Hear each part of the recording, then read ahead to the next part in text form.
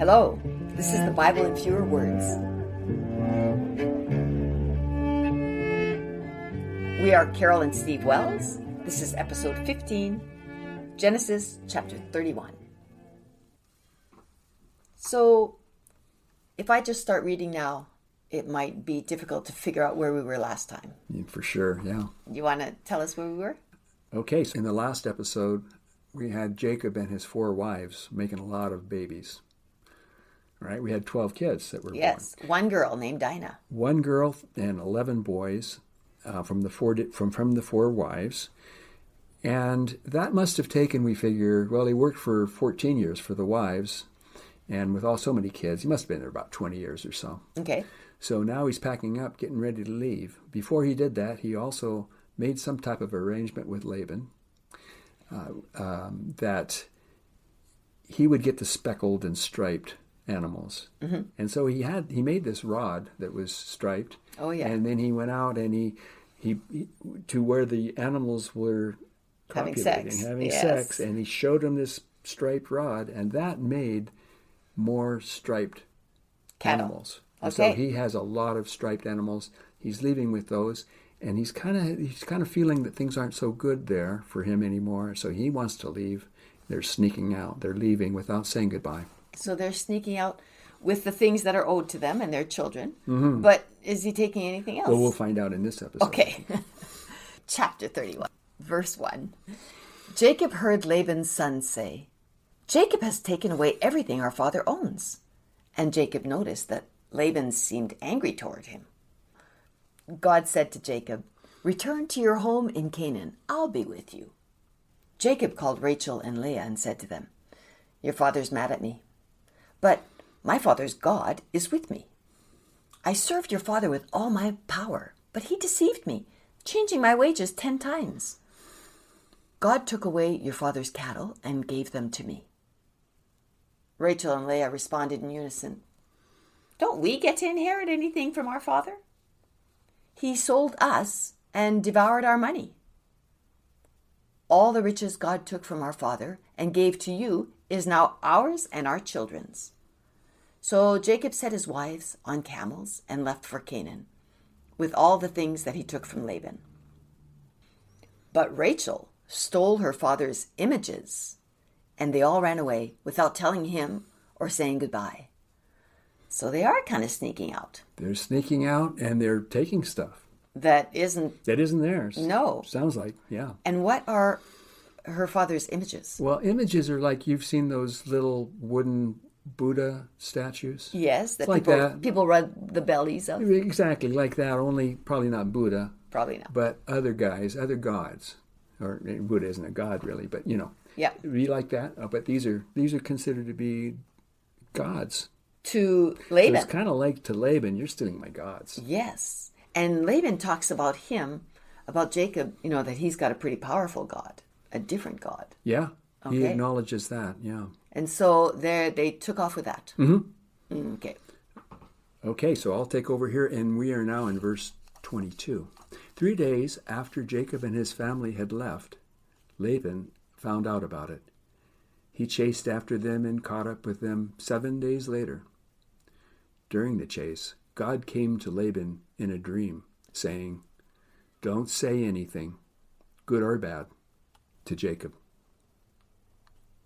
When Laban overtook Jacob, he said to him, "I could punish you for what you've done, but I won't, since your father's God visited me in a dream last night and said, 'Don't say anything, good or bad, to Jacob.'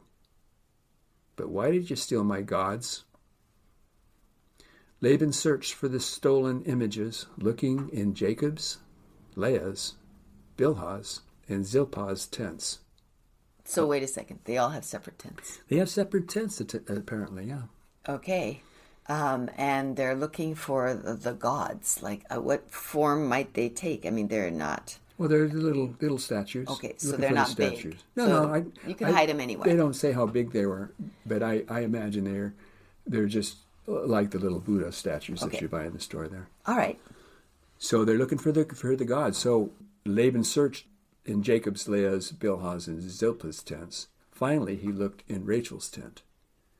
When Laban entered her tent, Rachel, who was sitting on the box containing the images, said, "I can't stand up right now because I'm menstruating." Okay. Menstruating is not pleasant, but you can stand You up. can stand up. Yeah, that does seem kind of weak, but... So why would she say that? Well, because if she's menstruating, Uh-huh. then she would be unclean and no one would come near her. Oh. The Bible makes all this very clear later. We'll see in Leviticus, there's a long section about menstruating women. And how long are they unclean? Oh, I think it's... We'll find out when we get there. Okay. We'll save some stuff for later. Okay. So Laban didn't find the images. He just kind of gave up. Said, "Okay, well, I'll leave you alone then with your menstruation." Mm-hmm. All right. So verse 44.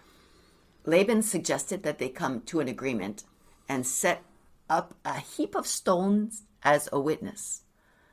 So Jacob took a stone and made a pillar, and all the people gathered stones to make a heap. And Laban said, "If you mistreat my daughters, or if you take any other wives, God is a witness between me and you. Behold this heap. This heap is a witness." Okay, I'm reading this thinking, what the heck is a heap and a witness and an agreement? Yeah. Well, it's a pile of stones, and it's kind of a monument. It's a monument to their agreement that they're making here. And it's a witness to their agreement. Okay, so what is, he's agreeing, he's saying, don't mess with my daughters or take other wives? Yeah. Because God will know about it? Yeah, so you have my daughters, don't mistreat them, Okay. and don't marry any other women. Okay. And God's a witness about this. And also this heap here is a witness to it. It's a monument to our agreement. Okay.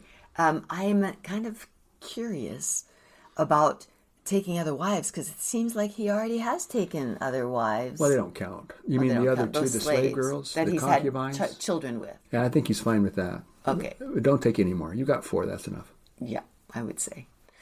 Okay, so I won't pass over this heap to you, and you won't pass over this heap to me. So it sounds like a boundary as well. Yeah, it is. It's a boundary. Okay. Jacob swore by the fear of his father Isaac and offered a sacrifice. So they had a little fire there. Fire and kill some animals, I guess. Yeah. All right. The next morning, Laban kissed his daughters and grandkids and left for home. So he's going his way, and Jacob's going his way. Right. And Jacob is on his way back to Canaan. Back to Canaan, yeah. Where Isaac and Rebekah live. Mm-hmm. So they're going to visit their grandparents. They're his parents, and introduce his wives. I would think so, yeah. Okay. Well, that sounds like a pleasant time. Mm-hmm. All right. Well, that's where we are. Chapter 32 is next time. And we'll talk to you next time. Okay, bye-bye.